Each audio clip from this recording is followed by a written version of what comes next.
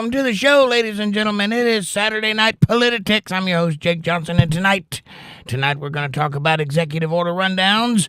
We're going to talk about the Superfly game DOGEBall and Elon living the meme. How are you doing out there? How's the world treating you? How's the weather?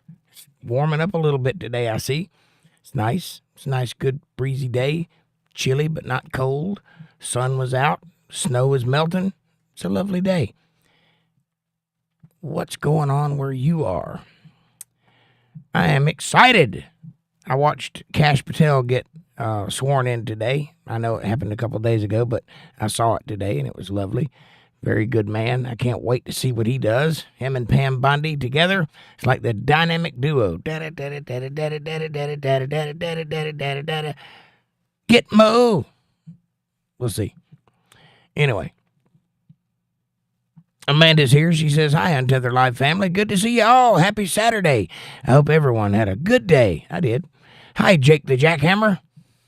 Shh. Don't tell people that. Give me a complex. How are you tonight? Fantastic. I'm full. I had a steak and baked potato and some salad and some broccoli and cheese. It was delicious. It's fantastic. Then she says, get it, Trump and Elon. MAGA. Doge. Yes, MAGA Doge. MAGA Doge. I like it. That ought to be a term that is coined. MAGA Doge. Mr. P's here. He says, hey, gang, I might not hang out the whole time. I might have some company in a few minutes. Probably won't. Well, I hope that company is female. That'd be nice. How are you, John? Good to see you. Either way, I understand. A is here. Hello, A. Is it worth getting married and having kids? Absolutely, A. In fact, the faster, the better. Do it now while you're young. Get as many as you can get. Put some people into the future. It's absolutely worth it. If you don't do that, what are you doing here? What's the purpose of you being here if it's not to build a family and produce a legacy? That is the entire reason for being alive. So, yeah, it's worth it. And welcome to the show. Tell us a little bit about yourself. Where are you from? Who are you? What do you like? And what you want to talk about? Amanda says, Mr. P, you get the gold star tonight for being first in chat. Here you go. Here's your gold star. Enjoy. Put it up on your mantelpiece. Look at it lovingly from time to time. It's a well-earned reward. Amanda says, hi, Mr. P, and welcome, eh? And I like the name. Short, sweet, to the point. A. It's me, says, okay, Jake, who wants my opinion? I do. I want your opinion, obviously. How you doing? It's me. Good to see you. Amanda says, hi, it's me. It's me says, hey, Amanda. Obviously, that's the reason we're here, is to gather your opinions. The show is about you. I'm just a middleman. And tonight I'm drinking a real sugar Mountain Dew. It's lovely.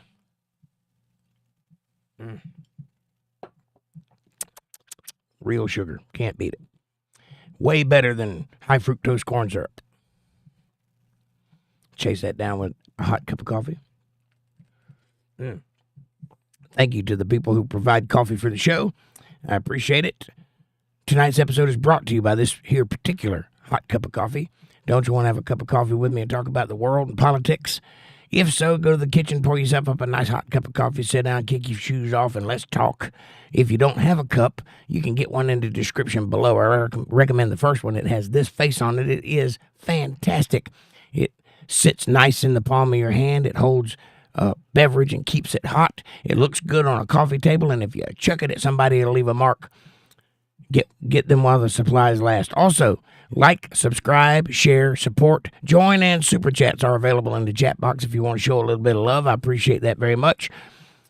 Throw a little clang-a-lang in my way. Hit that CashApp $ Jake Johnson Band if you want to. And if you'd like to have a place in the universe that's all yours, that you can keep up with everybody here outside of the show, you can do that at facebook.com/UntetheredLive family. It's all one word, Untethered Live Family. Go by there. It's a great place to share pictures, videos, texts, and chats, and keep up with all things Untethered Live Universe all in one place. It's facebook.com/Untethered Live Family, and I appreciate you showing up. Now, back to the show. A says, I'm here for relationship advice. Well, I'll give you some. I'll give you some to the best of my ability now. You're talking to a man who has been married and divorced 5 times. So I know a little bit about the rigmarole. I understand the concept. I also have children, so I know what that's all about too. So if you're looking for relationship advice, I'm your man. I can hook you up, dog. It's Me says, what's the deal on the plane that landed upside down? The deal is it had an all-female crew. Did that have anything to do with it landing upside down? Probably. But I don't know. They hesitate to release any details because it has an all-female crew, and they don't want to look like people who can't or shouldn't be flying planes. So, you're not going to get a lot of details about that story. However, proof is in the picking, as one wise man once said. Some were born to listen, some were born to play. Proof is in the picking. Look at the situation. You have a plane. It's upside down on the runway that it's supposed to be right side up on, and its landing gear is crumpled. Did it have a female driver? Probably. Amanda says, pilot error, it's me. She came in too fast and belly flopped the plane, as they usually do. It's Me says, Mile High Club, babes? Yeah. I don't know what they were doing on the plane, but I promise you it was not paying attention and flying the plane. They were probably on their phone TikToking. That'd be my guess. I don't know. I'm not a pilot or expert in aviation, but I would say that if something keeps happening, that's probably a thing you should change. And it keeps happening, so. Amanda says, LOL, it's me. Mr. P says, I bet you all of them got medals, even though it wasn't what they were supposed to do. Probably. Yeah, they probably all got a nice talking to about how good a job they did and how nobody should talk down to them and woman-splain how to fly an airplane. That it's just circumstance, pomp and circumstance, just the way things happen. Never mind all the successful landings from skilled pilots, but you're doing a good job, baby. You just keep doing what you're doing. You look cute in that outfit, by the way. Mighty Zulu is here. He says, how long you been a smoker? All my life, Mighty Zulu. My mama didn't raise no quitter. How you doing? Welcome to the show. Tell us a little bit about yourself. Who are you? Where are you from? And what do you want to talk about other than my bad habits? All my life, I started smoking when I was about 13 years old. And it wasn't because of peer pressure. I wanted to. Of course, when I was 13 years old, I had a full-time job and lived in a condo with a woman and drove myself back and forth to work, so I figured I was entitled.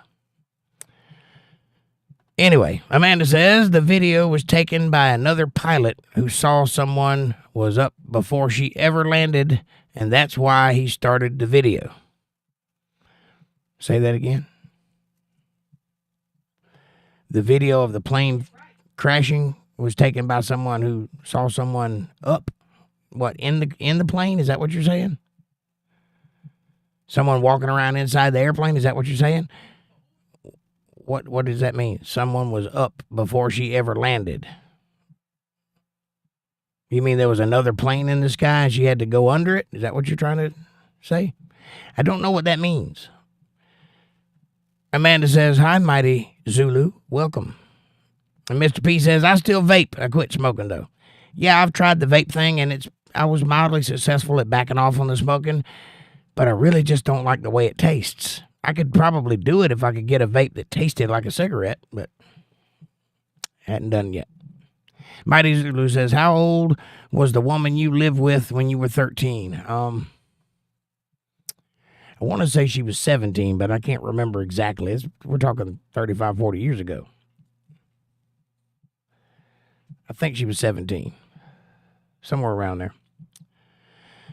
Amanda says the other pilot was getting ready for his plane to take off. Oh, you mean on the runway? So the pilot on the runway was filming the plane coming in. I got you. Amanda says, me too, Mr. P. I love my vape. I've got one right here.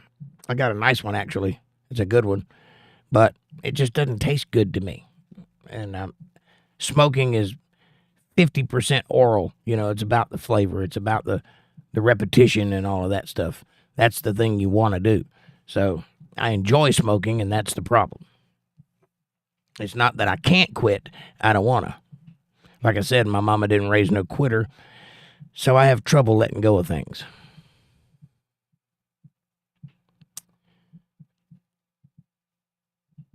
But if I could find a juice that I like the flavor of, I probably could do it. Because I backed off quite a bit a couple months back and was only smoking the vape. I'd have like one cigarette a day, which was fine. It actually helped my breathing a lot.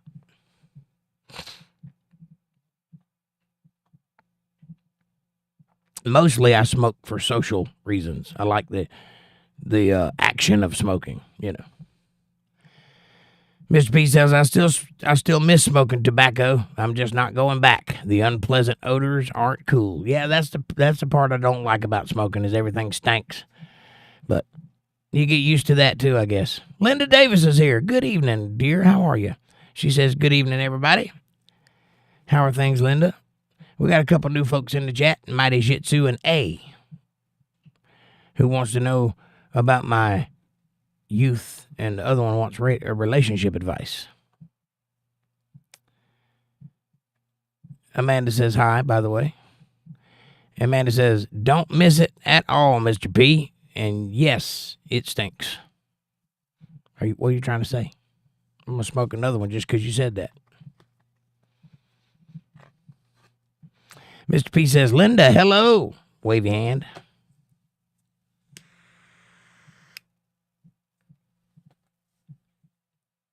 Yeah.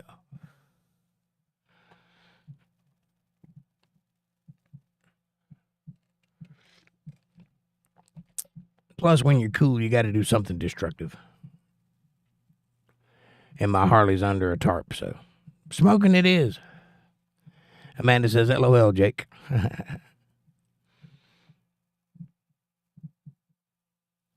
But yeah, there has been an inordinate amount of planes dropping out of the sky in the past few months, past year really, and it's concerning. I'm beginning to wonder if it's not me but you. You know what I'm saying? I'm wondering if you're doing something wrong. Not you personally, you the airplane people. Linda says, hey, Mr. P and Amanda, and of course Jake. Thank you, dear. How are you? It's a pleasure. The pleasure's all yours. No, I'm just kidding. The pleasure's all mine for real. Have you tried the real sugar Mountain Dew? They're very good. And got real sugar in them. Patty's here. Hey, Patty. Hello, darling. Hello, darling. Nice to see you. It's been a long time. You're just as lovely as you used to be. Amanda says hi, by the way. It's been a lovely day. It's been chilly but not cold, but the sun was out. Breezy but not windy. Very nice day. I enjoyed being out in it. Mr. P says, hello, Patty. My shop got broken into by an illegal alien Friday and just about put us out of work. Destroyed about $5,000 worth of stuff before the police got there and caught him. And now he's on his way back to Mexico or wherever he came from. Ice, ice, baby. Patty says, hello, Miss Amanda. And Linda Davis says, I have to head out to New Jersey in the morning to pick up the old man because his truck is dead. Oh, no. That's not good.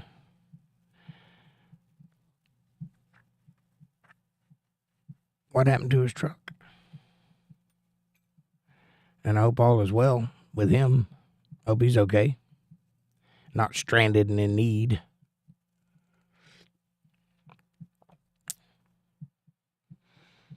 Amanda says, oh no, Linda. Yep, I spent all day Friday boarding up windows that the guy busted and picking up stuff off the ground. He strung and strode everything all over the shop floor. And we have ink that we use. It's about $250 a gallon, and we've got maybe 30 different colors. So there's a lot of gallons of ink slung against the wall and out in the parking lot and just everywhere, just ruined. Glass bits all in it. Can't ever use that again.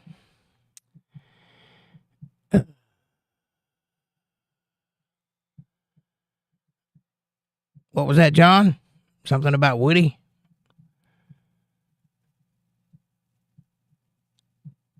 Hey, John. Nice to see you. Amanda says hi. Mr. P says, probably mad that y'all support Trump. Probably mad that y'all support Trump. Who's mad that we support Trump? Don't make me get my America Great hat on. Make America Great Again hat.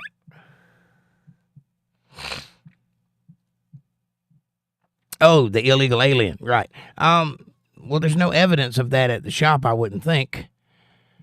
We don't like have Trump signs everywhere or anything like that. It's just, I think he was just looking to get arrested. I mean, he saw our shop and decided to bust in. He probably thought he could find some money in there. He didn't. And when he didn't, he decided to destroy the place. Now, here's the funny thing about the guy. We know about him because the police caught him. 10 days prior, he was let out of jail for destroying public property. He had been to jail for that. And 10 days later, he's at our place destroying public property. He's got a Florida driver's license, but he's not from Florida. That'll tell you everything you need to know about that guy. It's Me says, Ukraine is losing after all the billions Biden sent and kickbacks to his son. Well, Trump is actually going to put a stop to that war, so neither side's going to win because the adults are in the room now and they're saying, hey, y'all need to stop fighting over your toys. Don't make me separate you two. That's what's happening now. So hopefully by the end of the month or so, that'll be over with. And it's not a win or lose situation because the truth be told is neither one of them were ever going to win in the first place. Russia is way stronger than Ukraine, and Ukraine is way too big-headed to be who they are. And also Russia is weak by comparison. I mean, they're stronger than the Ukraine, but they're weak as an army. So both sides have taken heavy casualties, one more than the other, but still, it's not been a winning proposition for either side. So I don't think either one of them would ever win that war, even if it went on forever. But the main thing now is to stop that and stop people from killing each other for no reason, because there's no reason.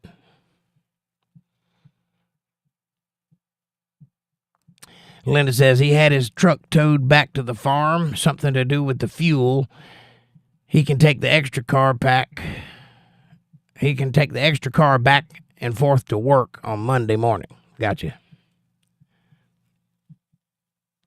Well, that's good. John says, hi, everyone. Doobie, I meant. Or duty, I meant. I didn't see your first thing because you retracted it. I saw something about Woody, but I don't know what you said. I didn't get to read it all. But welcome to the show nonetheless. Amanda says, a bad trip, I think. There's no evidence that he was on drugs other than the marijuana vape that he left laying in the floor. I don't think marijuana would cause you to destroy a place. I think he was just an asshole that wanted to cause some damage. He probably was mad because we make a living, because we have a job. It's probably what he was angry about. Nonetheless, he's in jail now and headed back to Mexico when ICE gets through with him. ICE, baby. It's Me says Putin wants all oil and mineral rights. Well, considering that Ukraine has always been part of Russia and only recently declared its independence, I'd say he has a right to it. But again, it's not my country. So I really don't care what they do. I don't care what resolves the problem. I don't care if he takes Ukraine and shoves it up his little bunghole, as long as he stops killing people, and the other way around too. Aaron, what's up? Aaron says, hamburger helper. What's up, Aaron? Good to see you, my friend. Nice of you to join us. We missed you last couple of shows. Amanda says hi, by the way. And John says, in Britain today, big protest in London. Britain going to pot. I want out. I'm sorry, buddy. That used to be a great place. It used to be a beautiful place. I don't know what the hell they've allowed to happen there. But I don't blame you. Don't go to Scotland. It's just as bad. Don't hear much out of Ireland, though. There might be a good chance of you getting in there. I don't know. Or France. At least France stands for something. They're woke, too, but at least they have principles.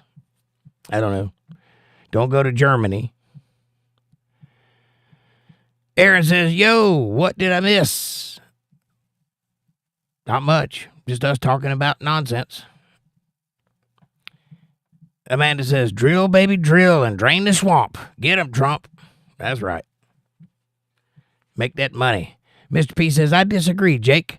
I think the only reason he wanted to invade Ukraine was for rich oil and gas under the Donbass region. I'm going to be pissed if he gets away with it and gets the resources. Well, okay. I don't disagree that there's some mineral rights issues going on there. That is not why he invaded Ukraine. He invaded Ukraine because our country pushed Ukraine to join NATO. And if you look at a map, Ukraine is the only place around Russia that is not owned by NATO or in with NATO. So that's their only way to the ocean where they can have exports that is not through a NATO country. And Putin said that if Ukraine joined NATO, he was going to invade it. And then they had peace talks. They were going to put this whole thing to bed. And Boris Johnson and Joe Biden kiboshed that meeting and tore up they had it written out, a peace agreement written out. They tore it up. And then the next day, Dooflunky, the cackling coyote, what's her name? Harris, went over and had a meeting and said out loud, we're going to get you to join NATO, talking to Ukraine, on TV. And the next day after that, Russia went in. So this was about land. It wasn't about minerals. This was about him keeping his word, saying that if they joined NATO, he was going to take the place. Because, I mean, if you were in a country and you were surrounded by the enemy and you had one way out and then the enemy blocked it off, wouldn't you want to fight too? I'm not saying I agree with what he did, but I understand why he went in.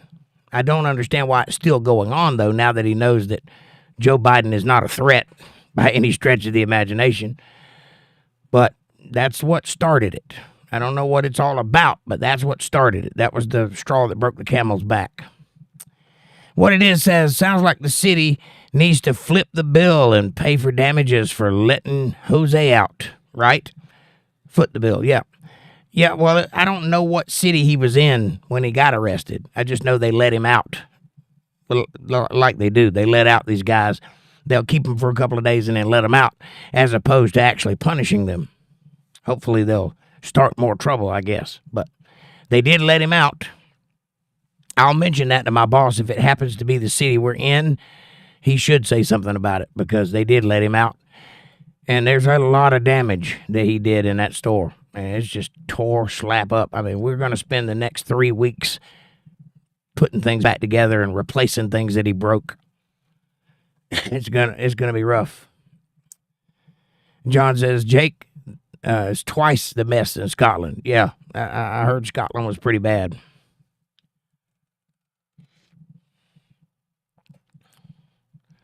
Amanda says, hi, what it is. By the way, hi, what it is. I don't know if I said hello to you or not. Hello. Putin ain't shit, says Mr. P. I agree with that. But he's something. He ain't shit compared to us, but he's something. He's been in power for like 26 years. You don't do that and be nothing. But again, as I stated from the beginning, it's not my country. I don't care what they do. I don't care what's going on over there. I don't care what their problems are. It's not my problem. I care about what's happening here. And if we get involved with that, then I care about it, and I don't want us to get involved in it. What it is says, hello, Amanda, and to all. Aaron says, never nonsense. You're an educated man, Mr. Jake. Thank you, sir. I appreciate that. Some would beg to differ, but I thank you for your support. Mr. P says, well, I'll let it be, Jake. Agree to disagree. I've read every article I could possibly read on the subject. Well, I'm not disagreeing with you. I'm just telling you that's not what started the problem. I'm sure there's a lot of things going on, but NATO is the problem. That's what started it all. And also Joe Biden having a hand in getting rid of the peace talks that they had already agreed to sit down and talk and agree to. That could have been over before it started, but they ruined that. So, whatever. But I'm not disagreeing with you. I'm sure there's a mineral rights involved.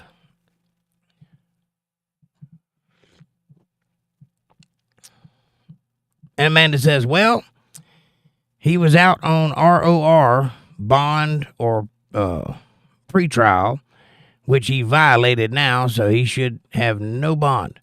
I don't know if he was out on bond or not. All I know is they let him go. I don't know if they let him go on his own reconnaissance or if they let him go because he paid the bond. I have no idea. All I know is he was in jail for the same thing he did, and then they let him out, and then he did the same thing again, and then got arrested while in the act. So apparently he's not very good at it. Mr. P says he went to extraordinary lengths to trick his own people into believing that Ukraine was full of Marxists and needed to be stopped, even tortured Ukrainians in Russia into giving him a reason. I don't know anything about any of that.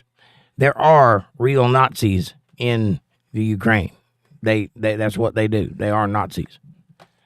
That being said, I don't have any idea what he did to get that started. All I know is that he said, if you go into NATO, I'm going to invade. And they tried to go into NATO and he invaded. That I know. Well, what he did in his country with his business and his people, I have no idea. I'm not a Putin apologist. I don't support or deny Putin. I don't have any use for him whatsoever. I don't care. I just know he's a person. That's it. And I don't have any particular love for Russia. It's not my kind of place. But I do think as a country, they ought to be able to handle their own business their own way and we not get involved. I do think that. Mr. P says, I care about what's happening here as well.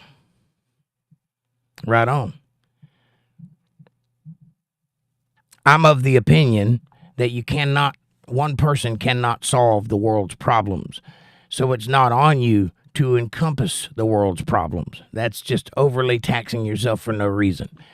If I were worried about what was going on with the Uyghurs in China, for example, I would lose a lot of sleep over something I can do absolutely nothing about. So why worry about that? I got enough to worry about here. Let them handle their problems, and I'll handle my problems. And if they ask for help, I'll lend help. But otherwise, I'm going to stay out of it. So that's kind of how I view the whole world. I know it's a rough place to live, but I can't fix it. So why am I going to spend my life fretting and stressing about it and learning every little detail and trying to figure out ways around things that nobody's going to listen to me anyway? So what's the point in doing that? John says in Ukraine, there are far-right to Nazi sympathizers. Yes, there are some. They're not all Nazis. There are Russians that live in Ukraine also that speak Russian that are Russian citizens. Then there's a group of them that are Nazis. And then there's a group of them that are something else. I don't know what they are, but they're not completely Russian and they're not completely Ukrainian. They're like from somewhere else but settled there. I'm not really sure how that whole thing works out. There's like 3 or 4 different groups of people living in Ukraine. But a lot of them are Russian citizens, which is why Putin felt the need to go in there, I would imagine. I don't know. That's not a subject I'm a authority on. All I can do is wax rhapsodic about it, which is what Politi-tics is all about, spreading nonsense and speaking opinions. So don't put any stock in anything I say on Saturday night, because I don't know what I'm talking about. You want me to get on a subject I know about, we'll talk Bible. This is just a subject I'm interested in mildly. What it is says, I hope America puts its shield up for the next 20 years and takes care of its own. I agree 100% what it is. I think we ought to put blinders on and do this and just look straight ahead at what's in front of us and leave the world to its own devices. That's what I think.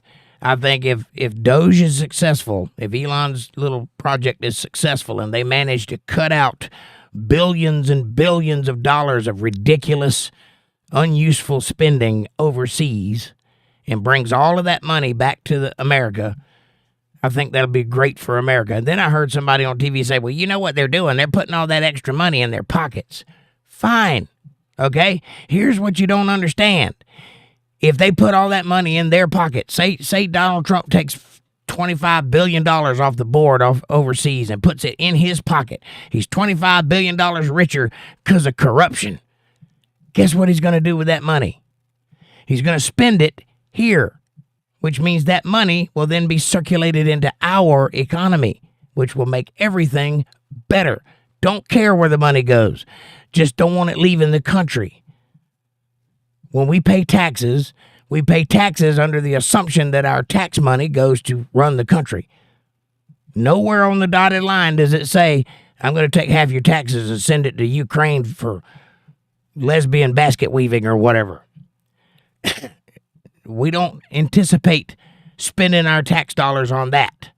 We anticipate it fixing the roads and bridges and making hospitals and schools and things like that. But nowhere in that ledger that they've released so far is any of those things. It's all going out to other countries for ridiculous reasons. Think about that. Take all that money, put it back into our economy, and watch prices drop and watch things become more accessible all the way around.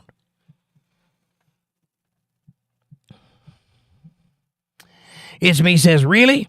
I thought I have all the answers, right? Mr. P says, China's responsible for all the BS in Panama. Yep.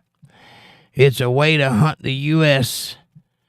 and force prices of everything way, way up. True, which is why Trump took it back, or is taking it back. I don't know if he's done it yet or not, but that's the reason for that attack, is because China basically is using Panama as like spy headquarters, right?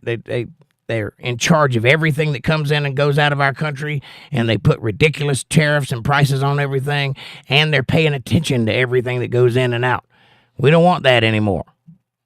That's an unnecessary risk to our economy. So Trump taking it back makes perfect sense. Why nobody's done it before is beyond me. Hey, son, what's up, buddy? Welcome to the show. He says, hi from Maui. Come on, I want to lay you. My leaky. From one howley to another. What's up, Ohana? Good to see you. I'm fairly sure I used two of those words correctly. I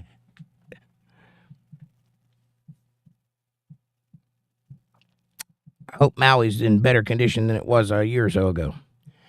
Amanda says, hi, son. It's Me says, in the capitalist society we live, the spirit of greed shows trickle-down economics does not work.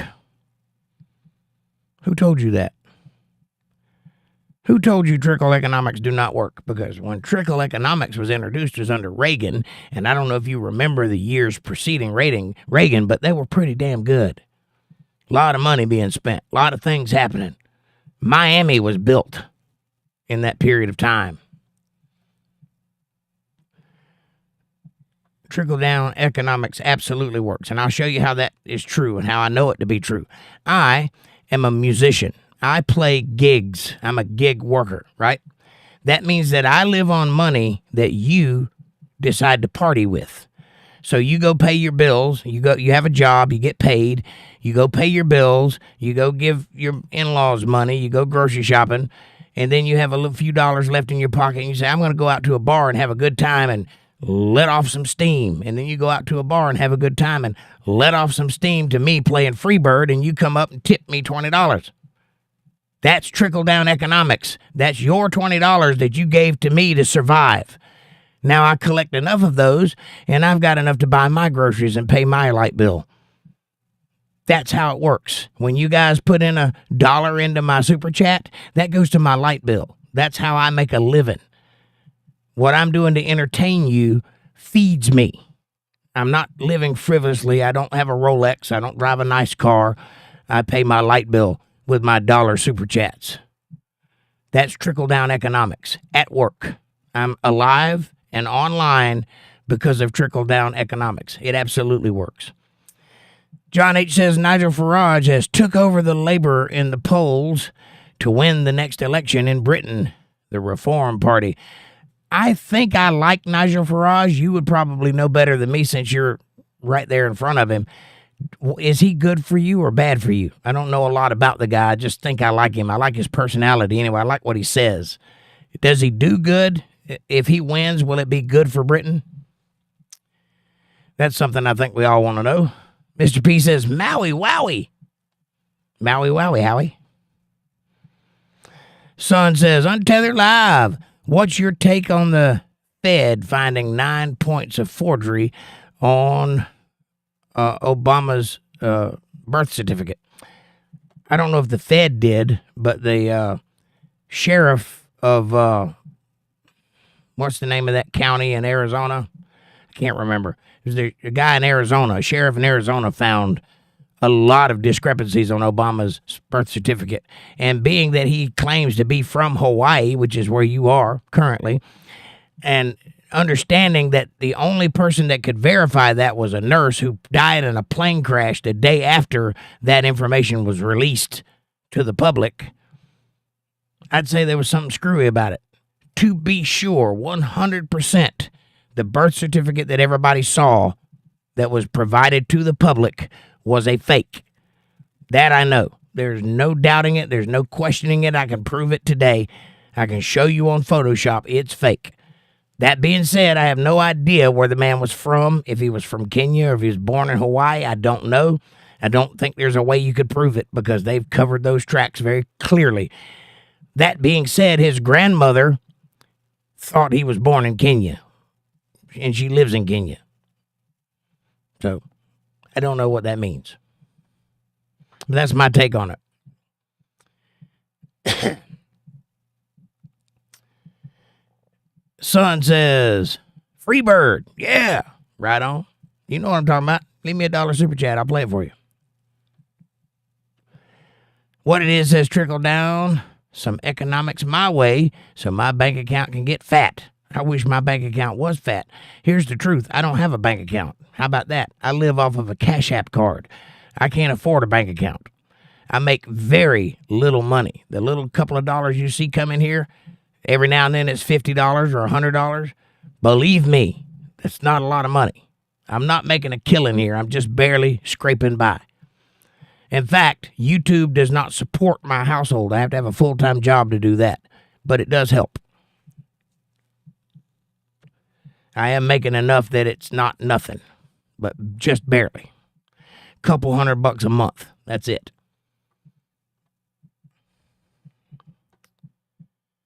I wish it was more. I wish I was going viral so I was making thousands of dollars a month, but I'm not. Mr. P says, yes, it will be good for Britain. Okay. I've seen the guy in interviews. I like what he looks like he is, but you know how politicians are. They all look like they're great until they get elected, and then they're monsters. So I don't know the guy, but I thought maybe John could tell us. That way I could talk nicely about Nigel Farage. Thank you, Rachel. I appreciate you, sweetheart. Here's a super chat to not play Leonard Skinner. Okay, you got it. If that's what your wish is my command, sweetie. And hello, and welcome to the show. John H. says, good for Britain. He's like us, down to earth. None of this trans and very close to Trump. Very good. Excellent. So I'll say nice things about Nigel Farage from now on because I think he's a nice guy. I think he's a smart guy. You know how British people are. They all sound smart. They'll trick you that way. They're kind of cunning. Mr. P says the Brits are sick of all the bleeding heart BS around immigration and people showing up on boats. That's what I see.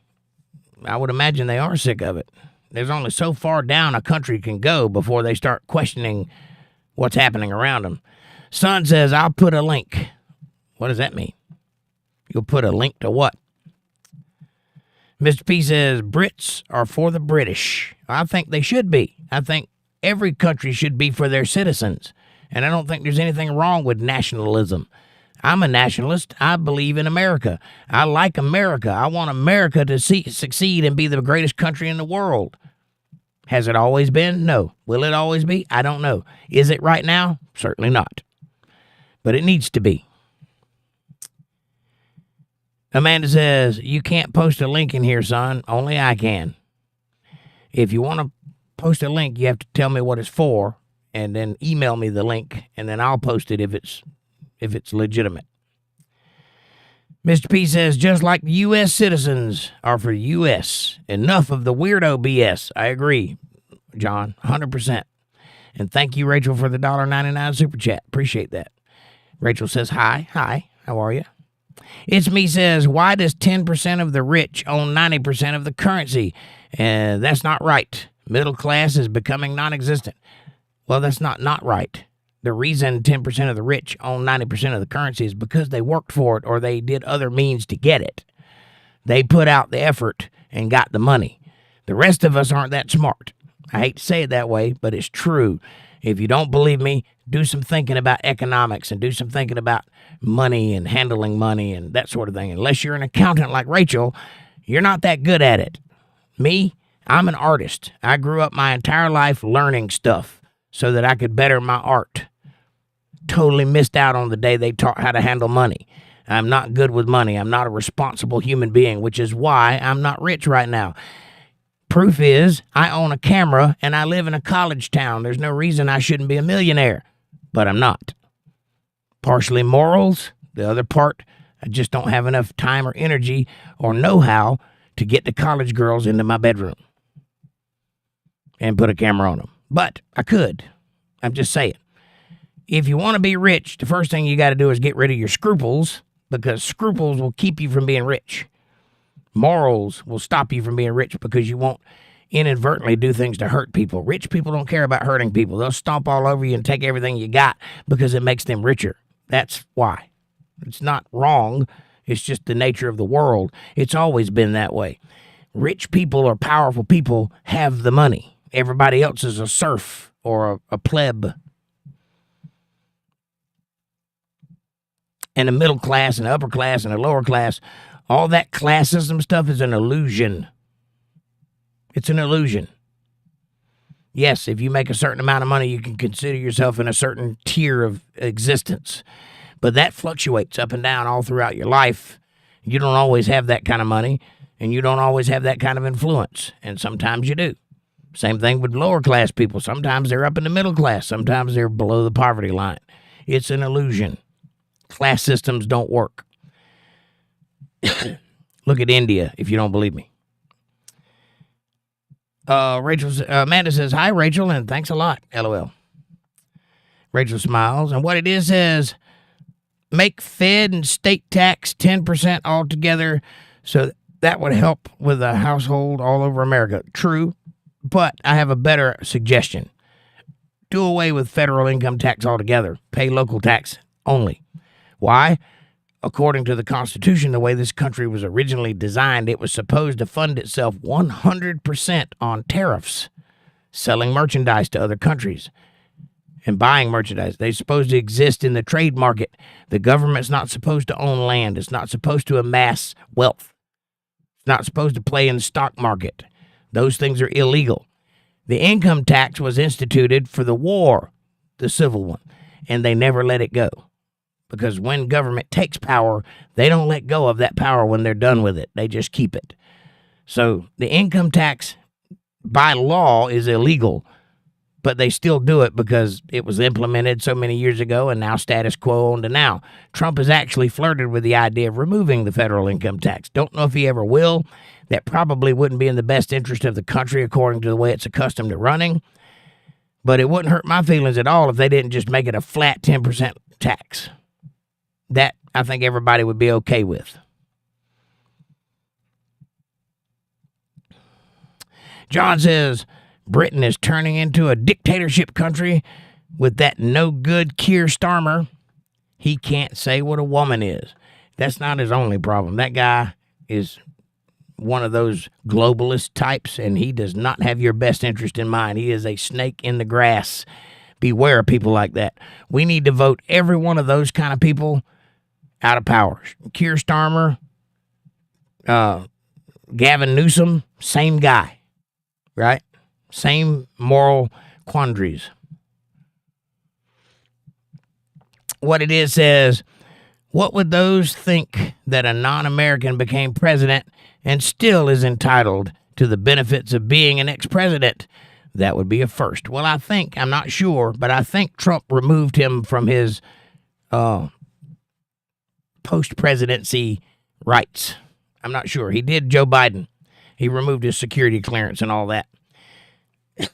I don't know if he did for Obama or not, but he should. Obama was not a good guy. A lot of the problems we have, particularly with the race stuff in our country today, those flames were fanned by Obama. Because if you remember right before Obama, racism was all but a side note. It was a joke. People made fun of racism. The top 5 entertainers in the country were all black, and they were all great, and they were all loved by everybody. Then comes Obama, and next thing you know, we're fighting each other again like it's the 60s. Talking about segregation and all kinds of nonsense that we thought we put to bed 20 years ago, 30 years ago. I'd like to get back to that, where a black man and a white man can joke about the nonsense of racism and go on about their day with a smile on their face. That's what I want to see. That's when America was great again, in my opinion. Because the black man was never a slave, and the white man never owned any slaves. They're both a victim of the circumstance they found themselves born in and are supposed to feel a way about it. What happens if they don't want to? What happens if they say, hey, this racism thing is kind of stupid. Why are we wasting so much energy on it? You're no different than I am. I'm trying to live my life the way that I was raised to live it, and you're trying to live yours the way you were raised to live it. How about we just go this way and stop worrying about that stuff? When that happens, we'll be better off. In my opinion. Batshit Crazy's here. What's up, Batshit Crazy? He says, greetings, hieroglyphics. Nice to see you, buddy. Welcome to the show. Amanda says hi, by the way.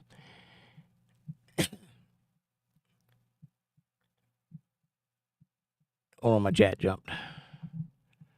Here we go. Batshit Crazy says, 0 Leonard Skinnerd. Hilarious. Hey, if you pay me not to, I won't. Maybe that should be my tactic. All right, here's a list of all the songs, starting with Achy Breaky Heart. Who wants to pay me not to play it? Achy Breaky Heart, Margaritaville, Freebird, Sweet Home Alabama. Let's go. Bill Bennett says, go Doge. Obama wasn't an American. Just my opinion, LOL. Also, hi, fam. What's up, Bill Bennett? Good to see you, buddy. I don't think he was either. I think there was some fuckery going on when he was elected, because you never heard of the guy before, and then all of a sudden he's the most popular guy in the world, and they're painting pictures of him like he's Superman or Jesus Christ or something. I don't like that. That's way, way too worshipy to me.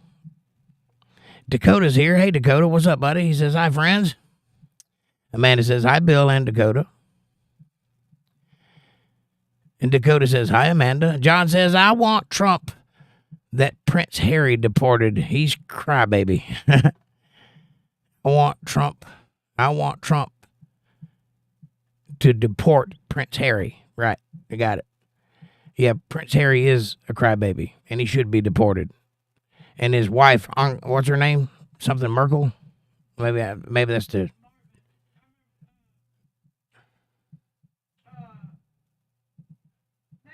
Meghan Markle. That's it. Meghan Markle. That's it. She needs to be deported with him because she's just a biatch. She's actually a really good actress, though. I loved her in that show, Suits. She's very good. You'd never think she was a princess. Mr. P says, yep, now nothing but victim mindsets BS again. Literally just stated something about that on Facebook today. Yeah, well, that's exactly what Obama and his legacy brought our country, is a divide. He's the one that split us into two halves. Before Obama, we were all one country. We had differences, sure.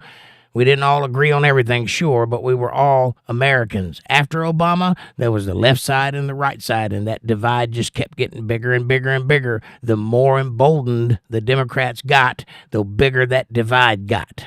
And it's still that way now, only we've reached a point where people are like, whoa, this is ridiculous, and I'm not doing it anymore. Then the adults stood back up and took back over power from the children who have been running the show for the last 20 years and smacked them in the mouth and said, sit down and listen. This is how we run a country. That's what's going on currently.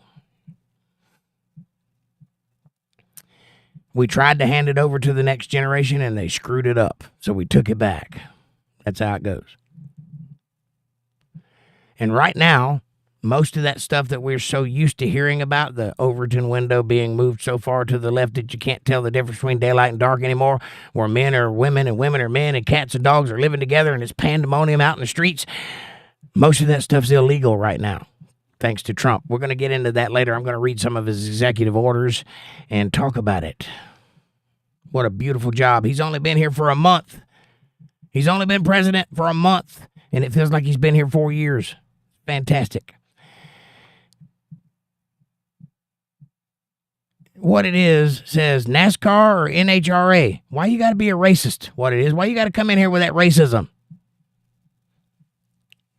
NASCAR. White power.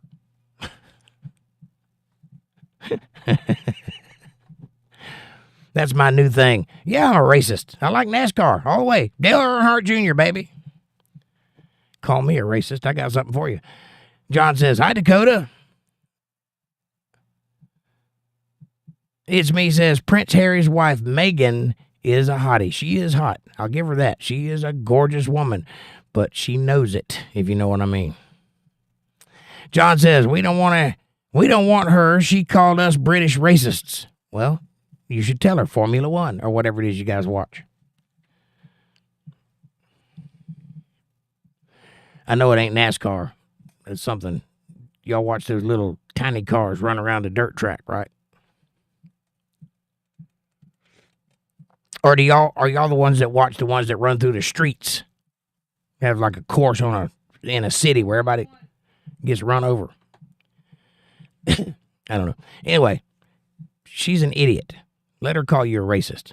That don't hurt nobody. Make her have to hang out with those guards that stand in front of that tower. You know the ones? Make her have to hang out with them for like 24 hours. I promise she'll break.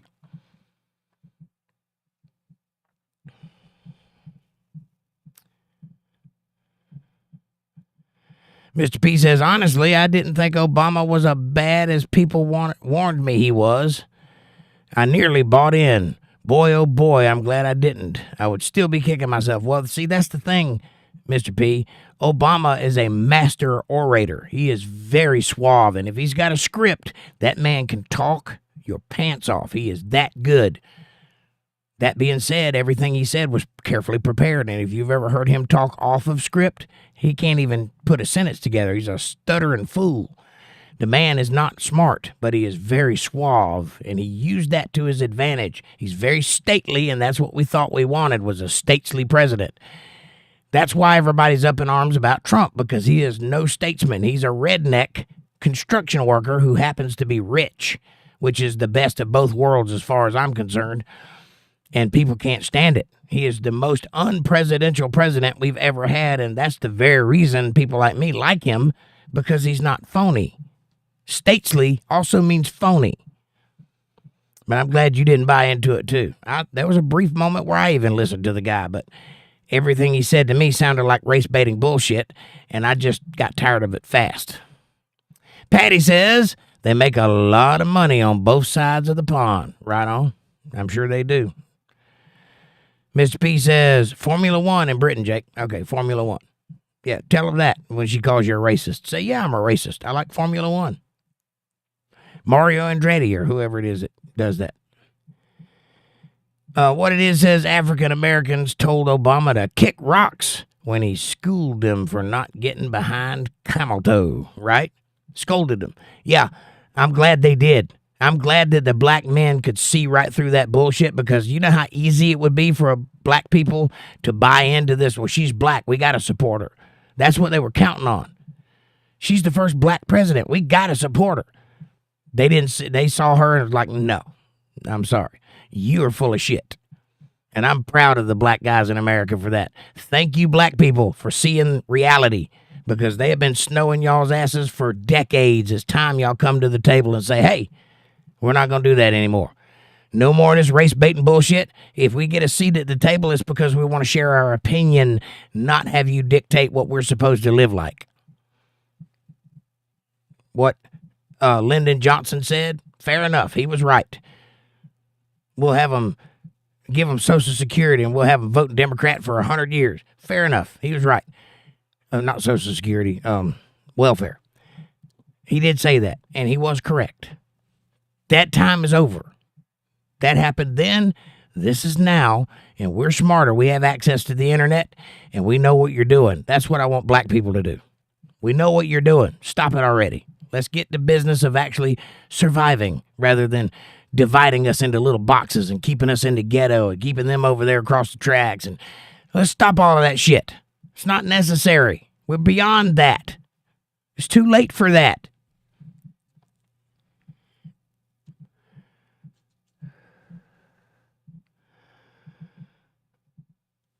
John says, even Trump doesn't like her. Even he said it. Meghan Markle. Yeah, she is something else. I haven't read her book, but I've read excerpts from it. The things that woman thinks that she's entitled to. It's amazing. It's unbelievable what's in her head. She's got to be hard to live with. Mr. P says, bet her ass that the Dems were banking on her getting that black vote. I know. And I'm so grateful they saw through it, because it would be so easy for them to be snowed by that, because that's what they want to hear, right? And don't blame them. They feel disenfranchised. They got somebody in their corner finally that's going to be in the White House that ain't Obama, a real black person who isn't a real black person, who's an Indian for some reason. Forget all that. It's so easy for them to fall into that trap, and none of them did. It's like a resounding no. Sorry. We still remember that shit with the hot sauce and Hillary Clinton's purse. Come on. Who do you think you're talking to? I'm so proud of you guys for that.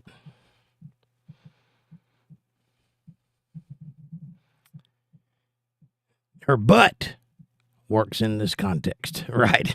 Her butt, yet. Bet her butt, right on. Batshit Crazy says, rally racing through public roads. That's right. That's good stuff there, buddy. You don't even know who's going to step out in the road and get beheaded or whatever. Cars driving by at 100 miles an hour. I love it. I think we ought to have like Death Race 2000. You ever see that movie? I think we ought to do that. Like have cars with weapons on them and then send them through New York City or something. Or, down through Miami or whatever. Give them a good 500-mile race, and whoever wins is the last one standing. Yeah, that's the kind of racing I want to see. Bill Bennett says, Lord's will be done. Lord's will be done. Lord's will be done. Good will prevail. Love one another, and we will be unstoppable. Amen, Bill. That's a very good point. If we all band together and love one another despite the nonsense coming from our leaders, if we all stand in unison, one American beside another American, regardless of whether I agree with your politics or you agree with the way I cook my chicken, it doesn't matter. If we all stand side by side and say, no, that stuff will go away. It has to, because then they'll realize it doesn't work. It's not an effective tool to control us with. That's the only way. As long as we got gangbangers killing people in the streets, and as long as we got people looting Target when riots start, and as long as we got people, hello, I got it. As long as we got people screaming Black Lives Matter at the top of their lungs, despite the fact that that organization has nothing to do with black or lives. But it does matter because they bought mansions with the money that y'all gave them. Anyway, as long as we're doing that, as long as we're divided among these little lines, they're going to use that for everything it's worth to control and devastate every population they can get their hands on. You have to be smarter than the serpent, wiser than the serpent. In this case, the government is the serpent. You have to stand up and grab your fellow brother by the hand and say, no, I don't like this guy. He's an asshole. He's a skinhead. He's a whatever. He believes in whatever. But we're Americans, and this is going to stop. If I got a problem with him, I'll handle it with him. I don't need your involvement. Problem solved. That's what America needs to do as a whole. Dakota says, hi, Bill. Batshit Crazy says, Isle of Man motorcycle race. Absolutely most outrageous and dangerous sport. Motorsport. Isle of Man, I'll check that out. I had never seen that one. It's a motorcycle race, like on the streets. Oh, my God, that would be terrifying. I don't like cornering too fast on my Harley. I couldn't imagine racing somebody through a street. It's terrifying. What it is says, golf in America. Right on. Batshit Crazy says, Isle of Man, not or. Isle of Man. I know what Isle of Man is. That's where they had that British version of Woodstock. What was it called? No, that was Isle of Wight. Never mind. Forget what I said. It's one of those isles anyway. Bill Bennett says, we can debate our differences later. Right. If we disagree, that's fine. We don't need the government involved in our little squabbles. If you think I'm a racist and I think you're a bum that lives across the tracks, fine. We can argue about that amongst ourselves. We don't need the government involved in that argument. Patty says, Elon said, let's make comedy legal again. Amen, brother. Yeah, for a while I was beginning to wonder, because I love comedy. I'm the kind of guy that'll sit and watch whole comedy specials just over and over again because I love comedians. I grew up in the Seinfeld era, and I loved it. Love comedy, especially a hot Boston guy that's real quick-witted and like Bill Burr back in the day. I love it. The last 10, 15 years, nothing has been funny. Like, I watch a comedy special, and I hear people laughing, but I didn't hear anything funny. And then I began to wonder. Then all the comedy movies started going downhill, and none of them are funny. It's a slog to get through the damn things. And I began to wonder, did comedy die when I wasn't looking? No, they made it illegal because comedy is offensive. Somebody didn't read the story of the jester, which that was his purpose, to relieve pressure. He was the only person that could insult the king and not get beheaded.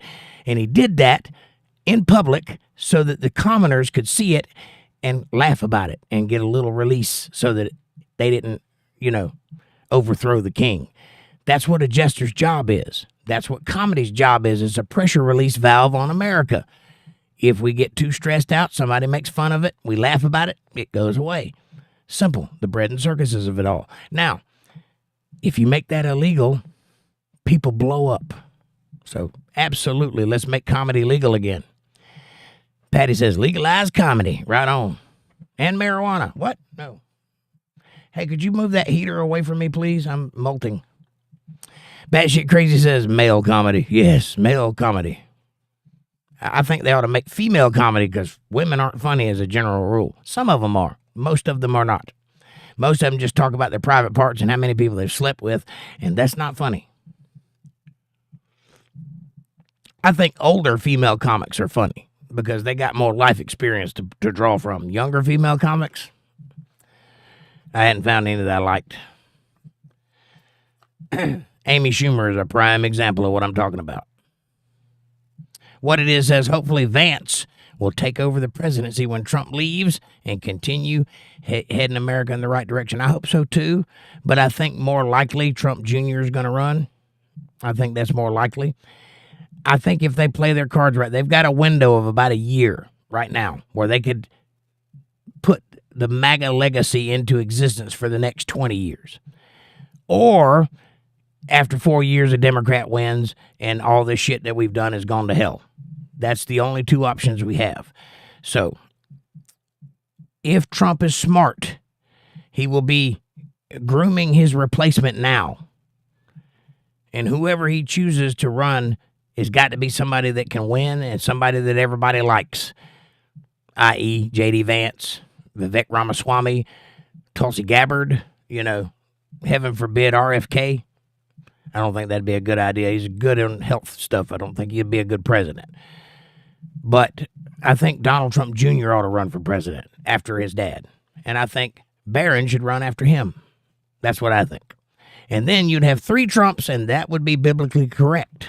I'm just saying.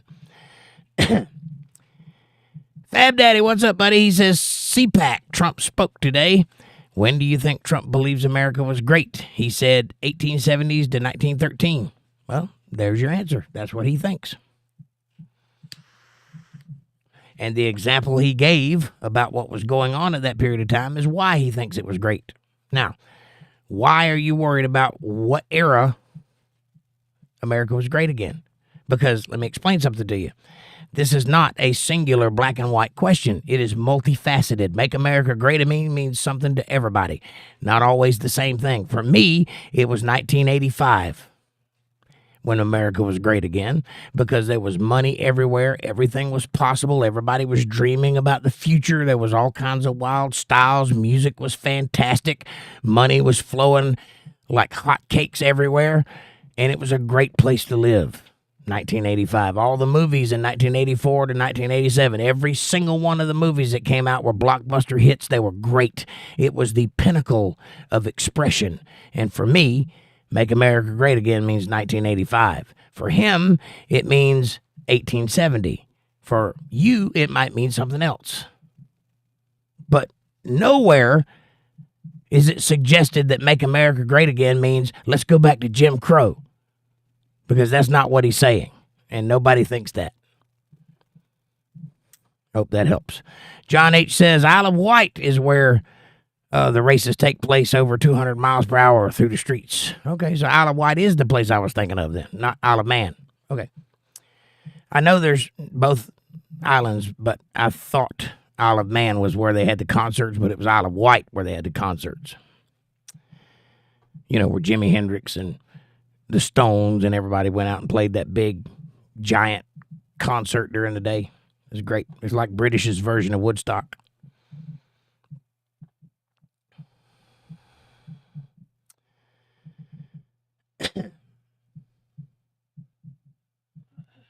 Hang on, my chat jumped. Here we are. Amanda says, hey, Fab Daddy. Batshit Crazy says comedy, lowest art form. Shakespeare quote. I disagree. I think comedy is very highbrow if it's well done. It can be low. I mean, there's fart jokes are funny. So, yeah, it can be lowbrow comedy. But there's also highbrow comedy where, say, like Robin Williams, where you have to have an education to even understand what the man's saying, you know. So there are highbrow comedy. Fab Daddy says, sup, Amanda. Been watching and lurking.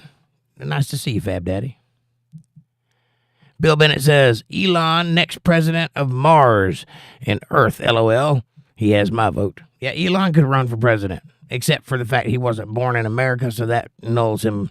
He wouldn't be able to run. But, oh, it'd be nice if he could. I guess you could appeal to the Obama years and say, hey, he did it, so why can't I? I was born in Africa, too. Do I need to be born in Hawaii? Batshit Crazy says, an armed society is a polite society. Sam Clemens, Mark Twain. Right on, buddy. I agree. You can find this out for sure if you go to Texas and pull out a gun. You go to a bank and pull out a gun there, and then everybody in the bank pulls out their gun and points it at you. And everybody's disarmed. Yeah. You want to pull out your gun here, smartass? I got something for you. Here's 2. You don't scare me. That is the society we want to live in. Trust me. Crime would drop significantly if everybody were armed. And I mean everybody. Teachers, priests, cops, civilians, bus drivers, everybody. If everybody has a gun, nobody needs a gun.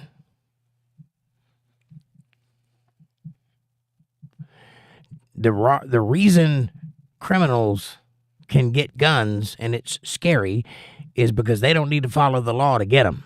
They can get them outside of the law. We don't know where the guns came from. We don't know who they are. We don't know who's carrying them. We just know the sound they make when they shoot us with them, and that's scary. But if we have a gun too, that's no longer scary because now we're on even playing ground. That's what we want. We want to equalize the playing ground so that everybody is safe. John says, Trump's son, he is smart, but I haven't seen his fire like him. Yeah, I don't know if Donald Trump Jr. is presidential material. I think he could be because he is smart. He's very smart and he's likable and he has a nice face. And I think if he politicized a little bit and learned how to play the game, I think he'd be a great candidate. But that remains to be seen. He may not have the fire his dad has. But that Trump name has a lot of weight, especially if this next 4 years goes as good as Trump is expecting it to. If the plan works and it's great for the country and everybody can feel how good his system is, they'll vote for Trump just because his name is Trump. He doesn't even have to play the game. So we'll just have to wait and see how that works out. I don't know that's going to happen. That's just my opinion. Truth be told, I think Barron Trump is the smartest of all of them. I think he's a legitimate genius. I don't know because I've never heard him talk, but to hear other people talk about him, he's the smart one in the family. So we'll see. It may be Barron Trump. And he's 7 feet tall. Who wouldn't vote for that guy? Batshit Crazy says, Barron Trump is a teenager. He is right now. He won't be in 4 years. Or 8. If Donald Trump Jr. becomes president, by the time his reign is over, if he goes 8 years, certainly Barron Trump will be in his adult years. And I think you got to be, do you have to be 35 to run for president? I can't remember. It's either 25 or 35. Which I agree with. I don't think you even have a brain at 25. I think 35 would probably be the best number. Mr. P says Trump's son is trying to emulate his dad too much. He wants to inherit all that money. Well, wouldn't you? Or maybe that's just the way he is. I've never heard the guy speak, so I don't know what his disposition is like. I don't know if he's a outgoing person or if he's introverted. I don't know if he's outwardly smart or just book smart. I don't know. I don't know anything about him yet. I've seen a few pictures of him, that's all. Be nice to hear him talk, though. I imagine that's coming. I imagine pretty soon he's going to get in the limelight somewhere.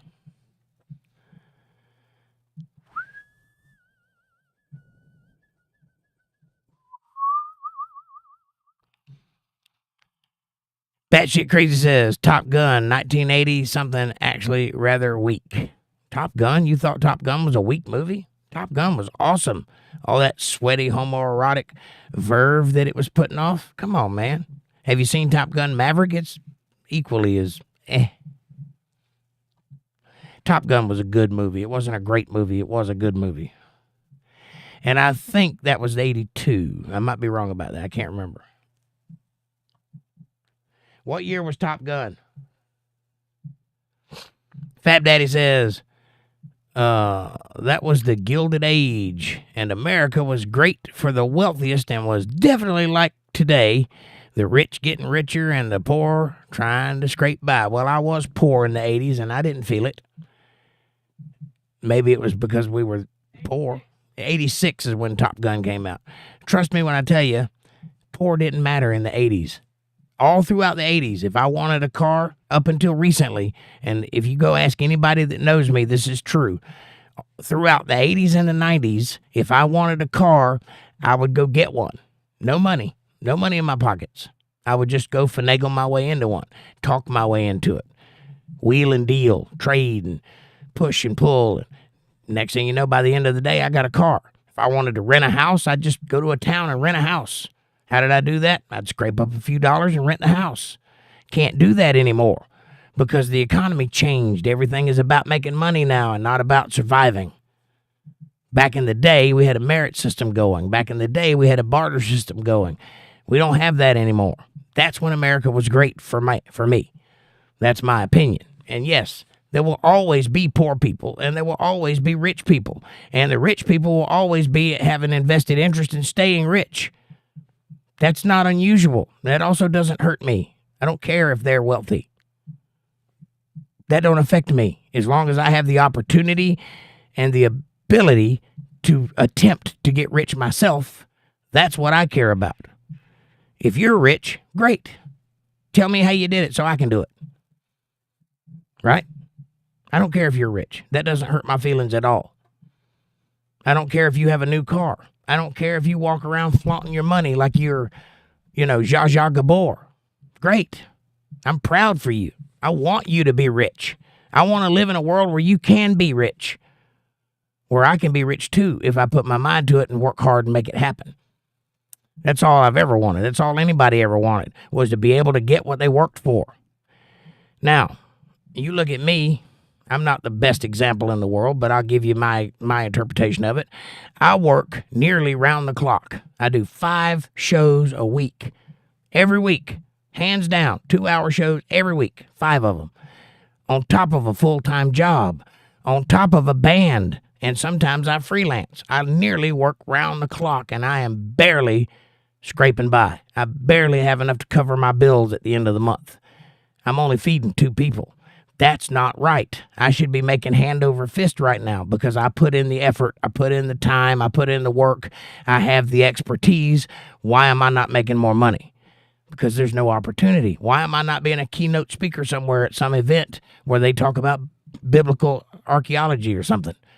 Because there isn't one available. That's why. I can't use my expertise because there's no place for me to put it. In the 80s, I could have sold DVDs on the television and made millions, like Kent Hovind, like so many others, Brian Gray, all those guys that did that in the 80s. I could have done that, but I was a child. I didn't know that stuff then. I expected to grow up and do that sort of thing. It didn't work out that way. Why? Because of judges, mostly, judges and people stopping other people from getting rich because of their own means. They don't like that. They don't want you to get rich. They want you to stay poor so they can control you. That's the environment we live in, not the environment we came from. See, that's the difference, Fab Daddy. In the old days, it was every man for himself. And that was great. That's what America is. That's the American dream. Today, the rich don't just get richer. They keep you poor so they can control you. They keep you divided. They throw things at you like racism to divide you. They throw things at you like left-wing, right-wing to divide you so that you stay focused on that instead of what you should be focused on, which is making your life better, because you are the captain of your ship. You can sail it across the 7 seas or you can drive that sucker right into the rocks. Either way, it should be your prerogative, not some bureaucrat who doesn't even know you stopping you from making a living. Putting up so much red tape that you can't open a small business because you have to hire so many black people, or because you got to pay so much in workman's comp, or because you got to have certain insurance, or because you got to pay for a permit for this part of town, or you got to pay BMI to sing a song on the internet, for God's sakes. Back in the old days, you could just sing a song and people would love it and tip you for it, and that would be good enough. And the artist wouldn't care because he's getting the name out, and you wouldn't care because you were being able to eat tonight. That's the country I want. That's the world that was great again. That's why I wear the red hat. Care to change my mind? Mr. P, seems like everybody's going with a profile pic now. Ha ha ha ha. What do you mean? You mean your profile? Yeah. I don't have one, I don't think. Maybe I do, I don't know. Fab Daddy don't. He's got an F. What it is has a W. But you got a profile pic. Is that you in the picture? Is that current? You're a handsome man if so. What it is says, what happens when America got united when 9/11 happened? Where did it go? The Democrats put a stop to all of that. If you go back and remember, the country united. We were all together. We were hanging out in bars. We were clapping every time a fireman walked in or a policeman. We were all united as a people. And then slowly but surely, red tape and stop and frisk and all these other things started happening all around the world. And slowly but surely, they divided us back apart and herded us like cattle back into our respective corners. And here we are today, race baiting and talking about things that Al Sharpton would make proud. That's what happened. Mr. P says, just remember, I was first to switch it up. Right on, buddy. What it is says, you can carry a gun in Australia. I don't think you can. I think they de-gunned everybody in Australia. I might be wrong about that, but it seems like I was talking to a guy a couple years back, and it seems like he told me that you could have a hunting gun, like a shotgun, but you couldn't carry a pistol or have firearms. And you had to have a permit to have the hunting gun. Seems like I remember him saying that. I don't know much about Australia, though, so I can't argue the point. I know don't do this in Australia because this in Australia means this. And don't ask for a napkin. They call it a serviette. A napkin is what you put on a baby's bottom. That's all I really know. Oh, and dingoes and kangaroos and Crocodile Dundee. That's it. That's all I know about Australia. And that weird-shaped building that looks like clamshells. Batshit Crazy says, Isle of Wight. Ongoing festival. TT motorcycle race, Isle of Man. Both. Okay. I don't know. I'm with you, buddy. What it is says a criminal has a right to violate you. That's why they are criminal lawyers. That's why there are criminal lawyers. Yeah, a criminal has a right to violate you. They do not have a right to violate you. They have criminal lawyers because everybody has rights despite their violating other people. And criminal lawyers don't excuse crimes. They try to stop the criminal from getting punished by violating their rights. But the crime still happened. It's one of those catch-22 situations. Linda Davis says, Fab, the 80s were great. I was able to buy my first house at 21 years old. We are not rich. Blue collar all the way. Right on. In the 80s, I could have entertained buying a house. Now, I'm incredibly lucky that I inherited one, or else I'd be homeless. Believe that. It's true. Or I'd live in a trailer somewhere or an apartment. I got lucky. I inherited my home. I'm incredibly lucky. It's not lost on me that I got that. Mr. P says, I was born in 82. By the time I was 15, inflation and deregulation had ruined housing and the price of homes. Linda. Yeah, it happened fast. It was around 2008 when the housing market crashed. So from like 1994 to 2008 was a big boom, and everybody was buying houses and getting money that they couldn't pay back. And then it just all fell down. And then they just bailed out the banks and left everybody holding the bag. I remember those days. What it is says, can Donald have 12 years in a presidency, 4 years, and then 8 years? No. Not unless they change the law, which I think they're looking into that, or Congress is looking into that. Donald is not. I don't know if they can or not, but it seems like they're trying to massage a way to where he can have 2 terms this time like he would if he ran, as long as he skips a term. So he ran and won, and he did 1 term, and then he got voted out. So then he waited a whole term and then came back, and they're trying to make it where he can serve 2 terms then, thus effectively making it where he can serve 3 terms, but limited to him so that Obama can't do that same thing. I think that's what I heard, but I don't know if they're ever going to be able to do that. I don't know if the Supreme Court would allow that. As far as I know, you can only serve 2 terms as president since FDR. And I know FDR ran for like a long time, so I don't know.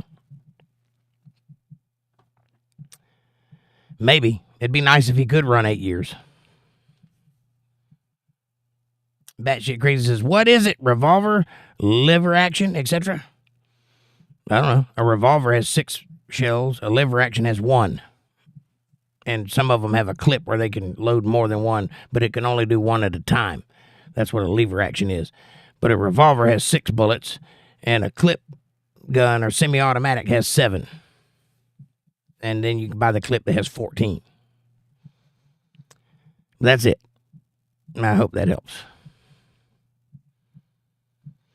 Fab Daddy says, I believe America was great during the 50s when labor unions could distribute the wealth gap. If you could earn $5,000 a day, it would take you before Christ was born to acquire Elon's worth. I don't care what Elon has. Elon didn't earn his worth. Elon got large portions of what he got by selling properties and by being subsidized by the government. He did not earn all the money he's got today. But I don't care what he has. I'm not jealous of Elon Musk. I don't care if he's the richest man in the world. Doesn't matter. Surprisingly, he must deserve it. He got it. So that's fine with me. I would like to have a little bit of it, but I don't want his money. I want my money. And you're right. America was great in the 50s, not only for the labor unions, but for families. When the wife stayed home and raised the kids and the father could build a house and have a car and a boat on one salary, yeah, that was a great time in American history. And for some people, the answer to when was America great again might have been 1950, back when people were polite and society was well-dressed and everybody cared about what they were doing, and it was, dreams becoming reality. Yeah, it was great in the 50s. It was great in the 80s. So the answer is different for everybody. It's multifaceted. When was America great again?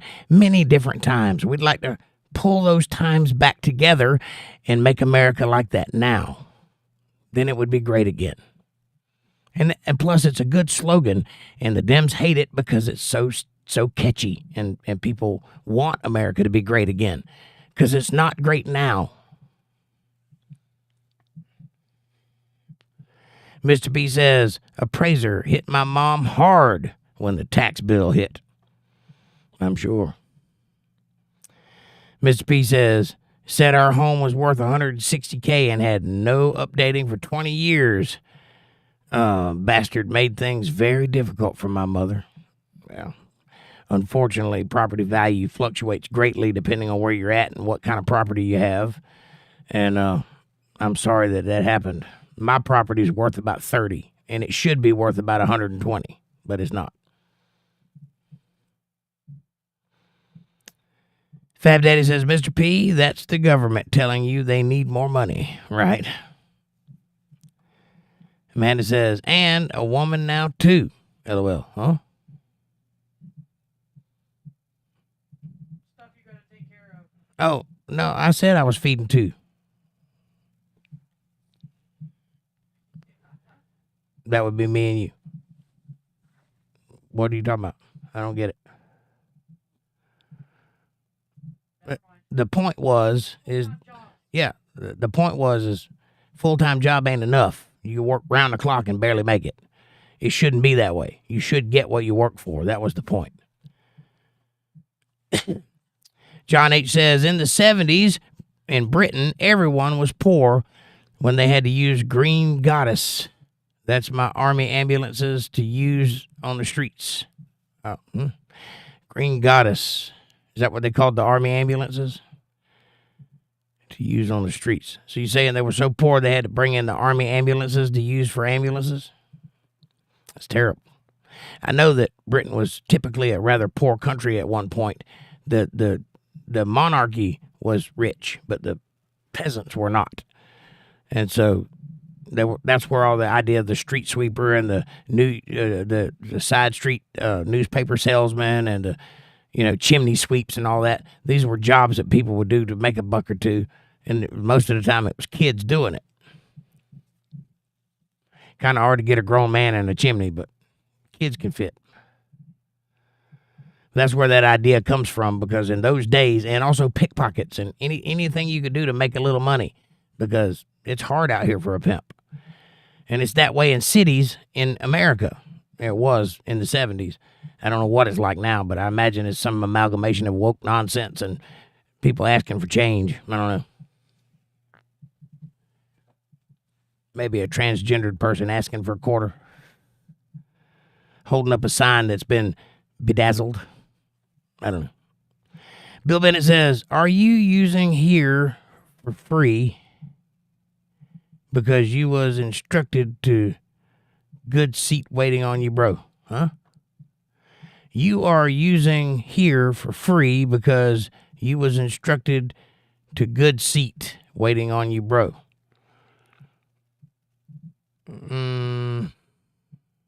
I think what you're saying is I'm able to use the internet for free because I was instructed by God to sit here and say the good news.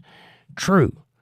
So far, in 9 years that I've been doing this, the internet has been paid for by YouTube. Internet and the lights, mostly. I think that's what you're saying. Otherwise, be more specific, because I think I might have misread that. But, yeah. I'm working on making a better living doing this. But the reason I do this is for the Bible study, and it's because I felt on my heart, and I felt weighed for a long time that I needed to do what I'm doing. And I chose YouTube to do it because I felt like I could get the most reach that way. I could have done it in a church, but I felt like doing it in a way that I could do it at home and a way that I could reach the most people. And so I made a deal with God. I said, if you'll bring the people, I'll do the work, but I won't advertise it like a televangelist, because that's not what I'm trying to do. So I don't advertise, and I don't push the channel like other YouTubers do, because that would defeat the purpose of God bringing them to me. So I figure, well, whoever shows up found me because they were looking for me, or looking for something, and they found me. And I think that's the right way to go about it, so that I don't become egomaniacal and all about the money, which is not the reason you should teach the Word of God. That's free.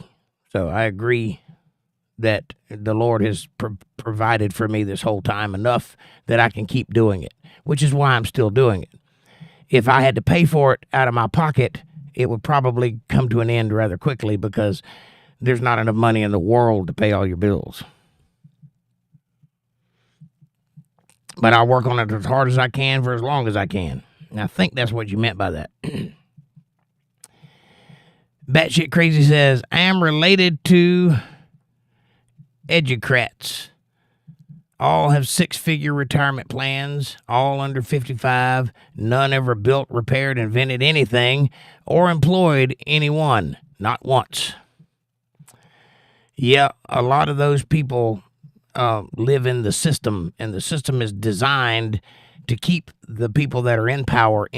And if you're lucky enough to be one of those people, you could exist for a long time having never done anything useful for the world and still have a position of power, which is what a lot of Washington is people that just happened into the power, and they're hanging on to it for dear life, despite the fact that they've never done anything. Whereas a person like me, I've done everything from build people's houses to rebuild cars to, just any number of things that I've produced into the world. I've created a lot of music. I've created a lot of entertaining nights. I produce something that stays in the world. There's a lot of people out there that produce nothing. They're just there. They crunch numbers or whatever it is they do, but it's not productive. I think we ought to get back to the world where production matters.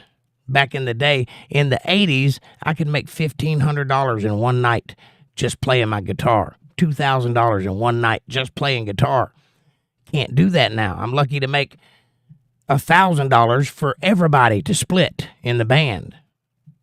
That used to be my money. Now it's everybody's money. So my pay has gone down significantly because nobody puts value on production anymore. Nobody cares that it is actually an effort for me to run this show, that it actually takes time and effort and money and interest and research. And I have to remember things, and you got to be a good speaker, so you got to, practice oration. There's a lot of effort that goes into doing something like this, plus the overhead. It costs money for all this equipment that I had to pay out of my pocket to get started. It took me about 3 years to buy all the equipment from donations to do what I'm doing. And now I've got the nice microphone and the nice headphones and the nice computer, which needs to be upgraded, and the nice lights, which I just got this year or last year. So trust me, it takes effort, and nobody puts an emphasis on effort anymore. Now it's instant gratification. What can you do for me right now? If you could come to my house and play guitar, maybe I'll pay you. That kind of thing. Everybody wants it now. Nobody puts any thought into how it was made. How many of you watch a movie and then at the end of the movie sit through the credits and read them because it took that many people to make that movie and you don't know their names, right? I try to. I don't always do it, but I do try to read the credits and see who was involved in the making of the picture, because I appreciate movies. I know it takes a lot. It's damn near impossible to get a movie made. And when you do get one made, everything has to happen exactly right for that movie to actually make it to the public. There's so many things that have to hit and not miss in order for that to happen that it's almost a miracle that a movie gets made. So it's interesting to know who did it, right? And I'm interested. I like directors. I follow directors and their projects. I follow actors and their projects. But everybody don't do that. Most people just, it's a movie. I'll watch it for free. I'll download it for free and watch it. Don't even bother to pay for the ticket because they don't put any emphasis on the production it took to make that movie. When you pay the ticket, when you go to the theater and watch the movie, you're helping pay the guy who made it, or at least that's the way it's supposed to be. That's why I support independent films and low-budget things, because I know those people are actually making their products. It's not an amalgamation of companies throwing money at the wall. That I don't appreciate. But real, like, say, Quentin Tarantino movies, you know what you're going to get. It's him. It's his vision. He's the auteur. He sets the tone. He does all of his effects in camera. He doesn't use CGI. He has a certain group of actors that he uses. He's brought some out of retirement. He's handpicked his group of people that he works with. And you know when you watch a Quentin Tarantino movie that he made it. And so, yeah, I'll buy the ticket for his movie because I want him to have the money for the work he did. Same thing with songs. I have Elizabeth. I give it away for free. It's a great song. It's worth money. It is marketable. It is currently marketable. It's a good song that could be on the radio today, and I give it away. Why? Well, because I'm hoping that when I get the rest of the songs out, people will pay for them because they like the song I gave them.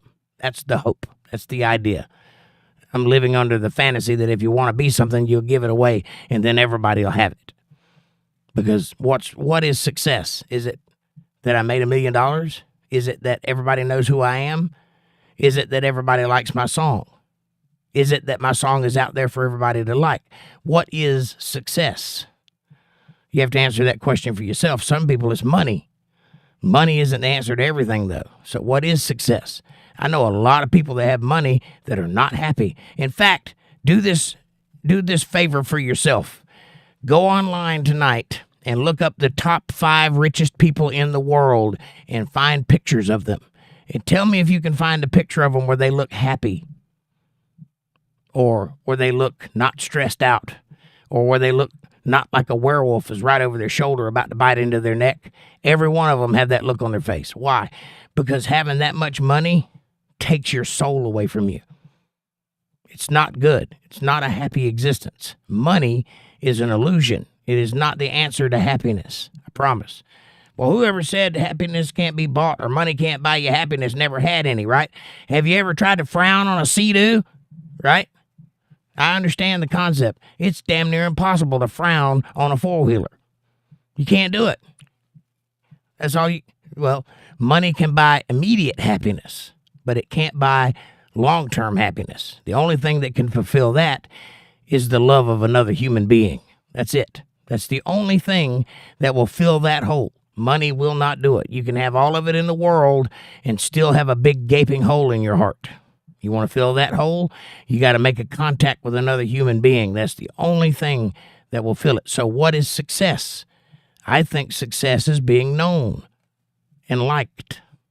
That's success. We never did get to the executive order rundown. It's already 10:10. Great conversation tonight, guys. While we're talking about success, do me a favor. Hit that subscribe button and press the bell icon so you get notifications when I'm going to be online. Smash that like button. It's free. It's effortless. It's right in front of you, and it really does help our channel with the algorithm. It helps us get recommended to other people, and that's what we want. Success! Kapla! Share this video with somebody you love. Better yet, share it with somebody you don't love. Bring them into the family. Make them part of the fold. Be part of their solutions, not part of their problems. Leave a comment down below. Let me know what you're thinking about. Question me, curse me, bless me, challenge me, confront me, conform me, drink my Kool-Aid. Make your own Kool-Aid. As long as you're thinking critical, that's what I want. Critical thought coming from that brain of yours. And hey, if you like what you've heard tonight and you'd like to be part of something special that we're growing here from the ground up, organically, and you want to help out, consider joining the channel. Get yourself a J-tag. Turn your name green. Stand out in the crowd. Look important with that big, shiny J-tag. Leave a super chat in the chat box if you want to. Consider getting yourself a t-shirt or a mug. They're great. Get one while you can. But if you want to help out in a substantial way and you'd like to do that and you can afford it, go to paypal.me/JakeJohnsonBand, or if you're a CashApp user, $JakeJohnsonBand. Every little bit helps. It is a win-win. It's a blessing to me, but it's a blessing to you too. How do I know this? Because God notices these things, I promise. Now, I'll do everything in my power to be worthy of that support. I will answer all of your questions and comments right now, like I always do. Thank you for that. All right, let me see if I can get to the bottom of the chat. We'll do the executive order rundown next time. The guy that asked for it ain't even here tonight, so it's amazing we didn't get to it. But Mr. P says, well, naturally, Fab. Did I miss one? I don't think I did. Well, naturally, Fab, they always need more. My mother was a 5-foot, 100-pound boss, held down a home with 7 children, and a drunkard poor excuse for my father's replacement, virtually single-handedly. Yep, women in the old days were tough, and they had to be. My mom was the same way. Worked 3 jobs to take care of me and my sister and my drunk dad. I can relate. I understand what you're talking about. My drunk stepdad, because my real father was dead. So I understand where you're coming from there. And yes, those women in those days, you didn't want to mess with those ladies. They got shit done, and they were worthy of their respect that they were given. Because if you didn't give it, you get popped in the mouth. Anyway, you got to be tough to live in this world. And I wish that my mother was still here to teach a class on how to be tough, because she was good at it. And I bet yours was too. Batshit Crazy says government entitlements are maybe half the annual federal budget. Also, 50 states have this debt for the same reasons. Hang on, my chat's jumped. Where'd it go? Some are bankrupt. Yes.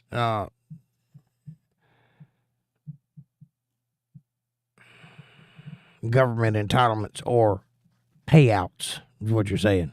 Yeah. There's a lot of wasteful spending going on in our country, and Doge is supposed to be taking care of a lot of that. So we'll see how they do in the end. I think they're going to make a big dent, and I think they're going to make a lot of money flood into America's economy. And I think within the next few months, we're going to start seeing evidence of that by lower gas prices and lower light bills and things like that. Eggs coming down. We'll see. Mr. P says, don't dare forget Steve Irwin. He's a goddamn international treasure. Yeah, Steve Irwin. I'm going to poke it with a stick. It's the most dangerous animal on the planet. I'm going to try to jerk off a stingray. Watch. Yeah. He was pretty wild dude, that guy. His son's wild, too. He's on TV now.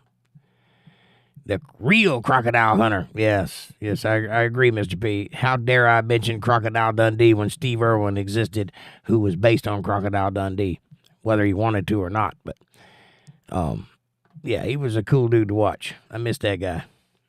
Patty says, Mr. P, that is why women are, like, so strong now.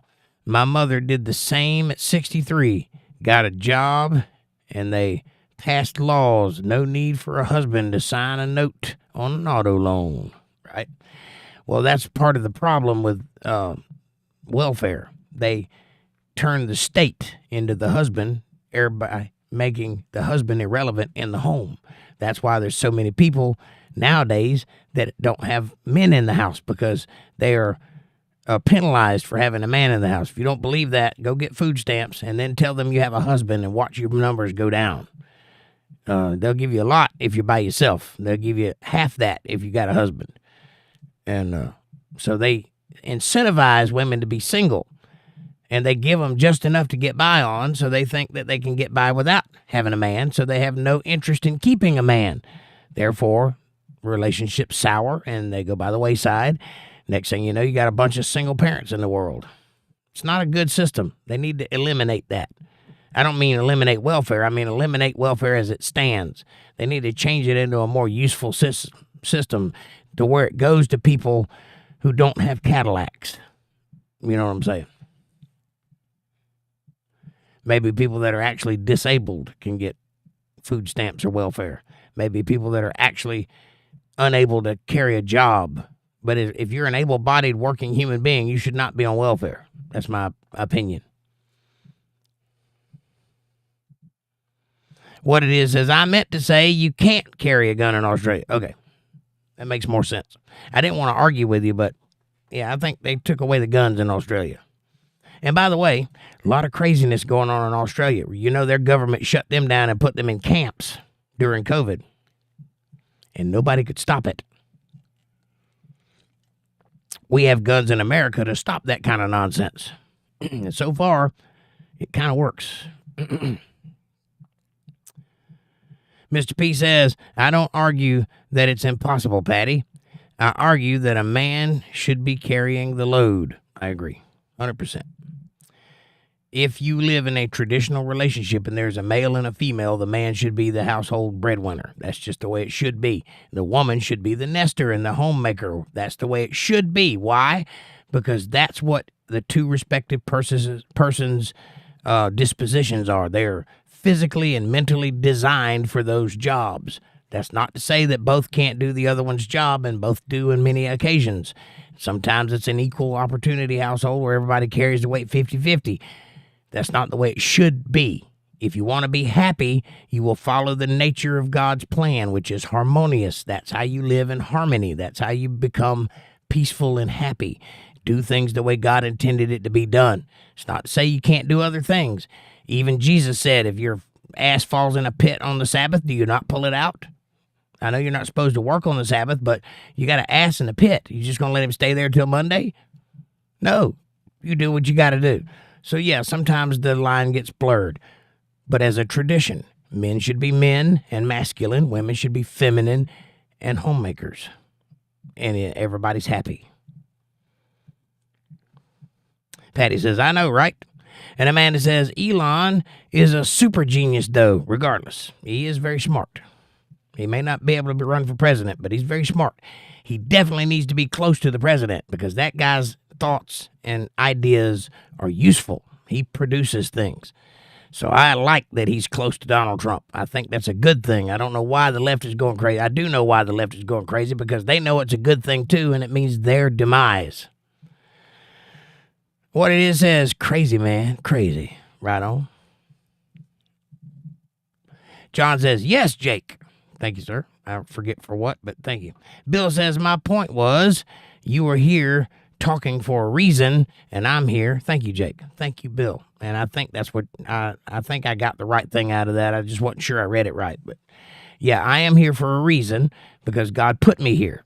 This was not my idea. It was just the avenue I chose to deliver the idea that I had to be out talking. So that's what I'm doing. John says it's 3:19 and I'm here. Excellent. Thank you, John. What it is I don't understand. Sometimes it makes my head hurt. I understand. Me too. Bill Bennett says, your pure heart is success. Thank you, Bill. I think that's right. I think. John says, they say money is the root of all evil. What do you think? I think you're incorrect. Let me fix that for you. This is a very common misconception. The Bible does not say that money is the root of all evil. The Bible says, and listen to me very carefully, the Bible says the love of money is the root of all evil. Money is just a tool. Render unto Caesar what is Caesar's. Whose face is on that coin? Give to Caesar what is Caesar's. Give to God what is God's. It's the love of money. It's greed. It's hunger. It's power. It's consumption. It's corruption that is the root of all evil things. Everything that's evil, every death, every corrupt, everything, even child molesters, it's the love of money that drives evil. It's the root of all things evil. Can be traced back to loving money. It's not money, it's loving money. Hope that helps. The love of money is the root of all evil. What it is says, and I'm buying my way to heaven. Can't buy your way to heaven, buddy. Bill says, amen. Bill Bennett says, what it is, you forgot Stairway to Heaven. LOL. Night all. Yep. And she's buying a stairway to heaven. Mr. P says, there's a little something on your Cash App, Jake. Thank you, Mr. P. God bless you, sir. I appreciate you. You are the man. I appreciate the conversation tonight, too. It's been fantastic. Amanda says, no Kool-Aid tonight. I'm making a milkshake. Yummy. I hear you. Easy, girl. Calm down. What, do I look like a cow? You can't just milk me anytime. No, I'm just kidding. Mr. P says, I sent it 30 minutes ago. Thank you. God bless you. I'll check it out as soon as the show's over. Amanda says, thank you, Mr. P. Yes, thank you. And Linda says, hey, Linda, you've been so quiet over there. Linda says, I'm heading to bed so I can get up early and pick up Walter. I love you all. Good night. Good night, and be careful in the morning. And tell Walter we said hello and we missed him. And we love you. Sleep tight. And we'll see you tomorrow night for Bible study. John says, God bless, Linda, and good night. And please be careful on them roads because it's still slick out there. Amanda says, good night, Linda. I know, because when I was on my way to work Friday, I hit a patch of black ice and my truck turned sideways and I was still going down the road and it had to fishtail back onto the road. It was kind of scary. There's nothing you can do. When you hit black ice, it just goes where it wants to. You can't control it anymore. You're just sliding on ice. Patty says, you didn't need to advertise. The Father has blessed you, Jake. Thank you. And I think so, too. I wish he blessed me a little more because I'm a little bit behind. But I do think that he blessed this channel, and I do push it in that way. I do not go out and advertise. I do not go to other channels and promote the channel. I don't do any of the advertising stuff. I do let ads run on the channel, but that's it. And I think I make like $12 a month off of that, something like that. It's not much. It's not much at all. Might not even be that much. I might be exaggerating. But it's under $15 anyway that I make a month on those advertisements. But that's it. I don't do any of the other stuff that they recommend to do to grow a channel. I don't do shorts unless I have a short. I don't actually make shorts. I don't promote the membership channel. I hope that people will become members because they want to support the channel. But I feel like if I offer them something that I don't offer you, then that's not fair to you. Yeah, I'm kind of torn on that. I need to think about that one a little longer.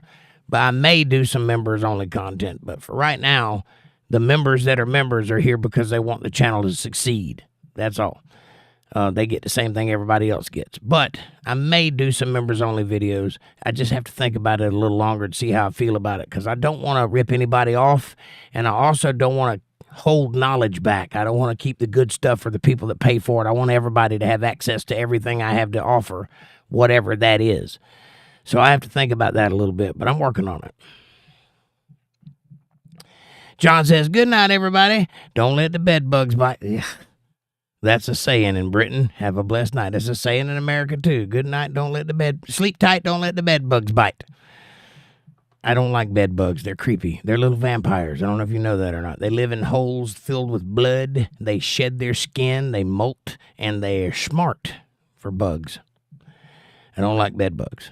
And they're hard to kill. And you have to invite them in. I haven't tried garlic yet. Garlic might work. Amanda says, good night, John. Patty says, good night, John H. Mr. P says, good night, John. Must be 2 or 3 a.m. there. 3:19. John says, it's 3:19 here in the a.m. Wow. John, God bless you, sir. Thank you for being here. Mr. P says, wow. Well, get some rest, man. See you tomorrow. Right on. You got to be here for Bible study, so get you some beauty sleep. Bill says, new channel, Life Lessons by Jake. Like-minded hearts attract. I agree. Thank you. New channel, Life Lessons by Jake. I like it. Amanda says, well, LOL, utter. Well, that's utterly amazing. Patty says, it was a great show. Thank you. Diego, hello. You just came just in time to watch me leave. I'm just about to pull out. Aaron says, how much is a membership? Well, there's $1.99 and there's a $4.99 membership. There's a novice and a disciple, depending on which one you want. And there's a $149 one, but nobody's ever going to hit that one. I just put it there to see what would happen. But $1.99 or $4.99, however you want to go about it. I'd appreciate it if you became a member. Patty says, even it was about politics. Yeah, it was kind of about politics. I intended to read all of Trump's executive orders, but we never got to it. We were too busy talking about other stuff. Mr. P says, yeah, it was, Patty. I enjoyed it, too. It was a good conversation. Amanda says, Aaron, there's 3 levels, $1.99, $4.99, and I'm not sure what the third one, I think it's like $149, but nobody's ever going to hit that one, I'm sure. He said, each month or one time. It's a monthly thing. Like a cup of coffee a month. It's not expensive. It's just a thing to show appreciation and help us keep going. You know, it adds up over time. Right now I've got, I think, 9 or 10 members, something like that.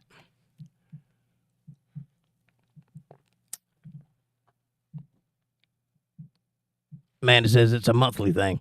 Amanda says, hi, Diego. What's up, Diego? How you doing, buddy? How's the weather where you're at? John H. says, I need 1,000 years of beauty sleep then. Right, me too. Aaron says, got it. Right on, brother. Amanda says, LOL, John. Diego says, weather is nice here. Nice. Aaron says, can I pay for a year? I don't know. I don't know how that works. Maybe. It might work that way. That'd be cool. But I don't know if it does that way or not.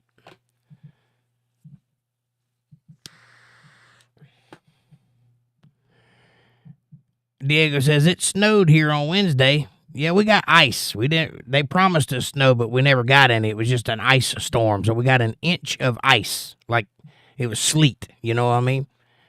So it looks like snow, but it's not snow. Amanda says, I think you can, Aaron. Just chat with you. Google on YouTube.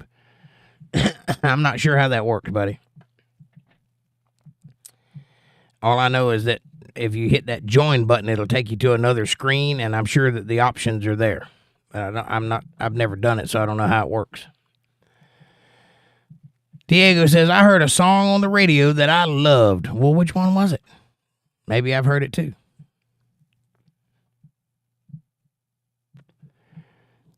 What was it about?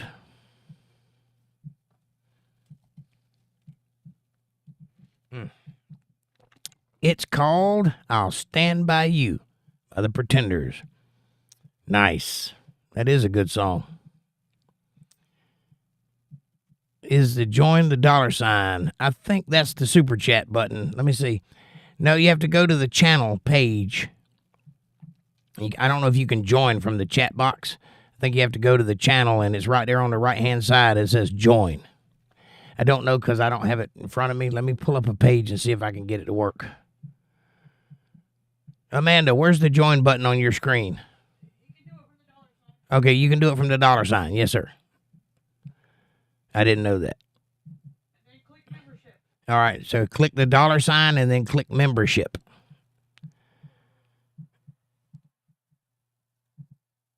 I thought that was just a super chat button. I didn't know. I'll stand by you. I like the Pretenders. They got some good music.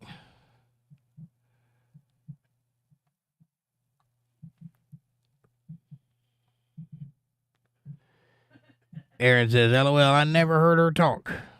There she is. She's in the other room. She's in the control room. My bedroom. In the other room there. I'm in the studio, the back room. Aaron says, I'm joining. Awesome. That's fantastic, Aaron. I appreciate you. You might get some special content. I don't know. I'm still working on that one. Still trying to justify it in my mind. Amanda says, nice. Thank you, Aaron. But I promise you one thing. I do promise you this. Being a member of the channel will be beneficial to you.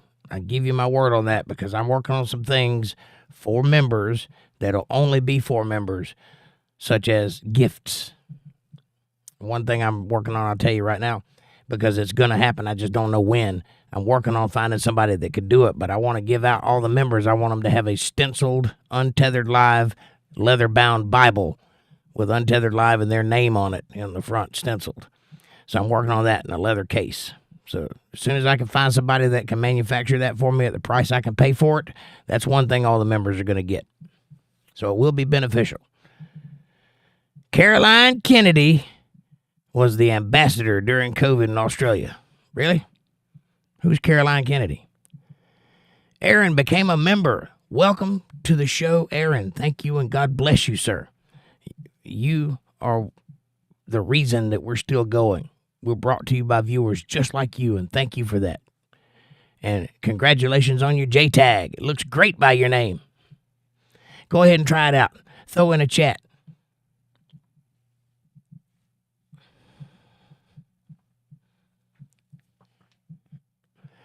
Look at that. Look at that green name. It looks great.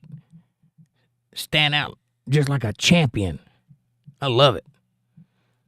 Love that J-tag. That's a beautiful, beautiful badge you got there, buddy. And Amanda says, welcome, sweet Aaron. Welcome to the J-tag team. Get yourself a J-tag. Diego says, Jake rocks. AI, Gemini, Google, you suck. Yeah. Longer under your grip. I'm no longer under your grip. Were you under AI's grip? Did they have a hold on you, Diego? Were they trying to suck your soul? Don't let them. They're just nonsense chatbots. They don't have any power over you. You're the master. Have you met Aaron, our newest member?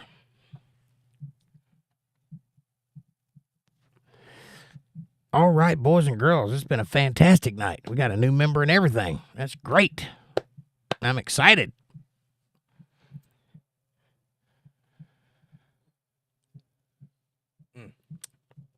Mountain Dew with real sugar. Those are hard to find. They still make them, but they're hard to find. Amanda says, Aaron rocks. Yes, he does. Aaron's a good dude. He's smart, fun to talk to. Motivation, says Aaron. Hey, I'm motivated. I'll take it. I'll get out there and do some real work. Come see us tomorrow night. We're having Bible study. You'll see me get down because I'm into this New Testament thing that we're in.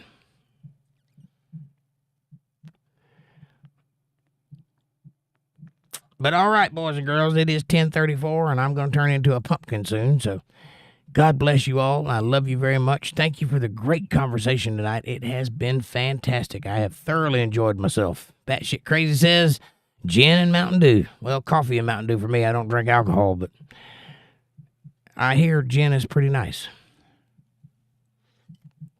But if you're going to do that, get the Mountain Dew with the real sugar in it. It's way better, and it's way better for you. Still has yellow dye number 5, but no high fructose corn syrup. Amanda says, good night all. See you tomorrow night at 8 p.m. Eastern Standard Time, right here on Untethered Live for some Bible study. Heart, heart, smiley face, heart, heart, heart. And I'll see you guys tomorrow night at 8 sharp, right here. And we'll get into the book of Matthew and see if we can't get to the end of it. It's a pretty long book, but it's very interesting. And one of the better of the Gospels, I might add. They all tell the same story, but from a slightly different perspective. But I think Matthew is one of the better ones. We'll see. I think Luke might be the best. Luke was a medical doctor or had medical knowledge, so he spoke like that. And he was also young, so you can feel the youth in his writing. It is very energetic, very high-paced. So we'll see. Anyway, until next time, boys and girls, have a great night, ladies. I hope you have a wonderful evening. Enjoy yourselves. Get comfortable, relax, kick back, watch a movie. I'm going to go watch Nosferatu. I've been waiting to see that, so it's time. All right, I'll let you know how it is. Have a great night. God bless you all. Thank you for being here, and I'll see you tomorrow night on Untethered Live. Thanks for watching.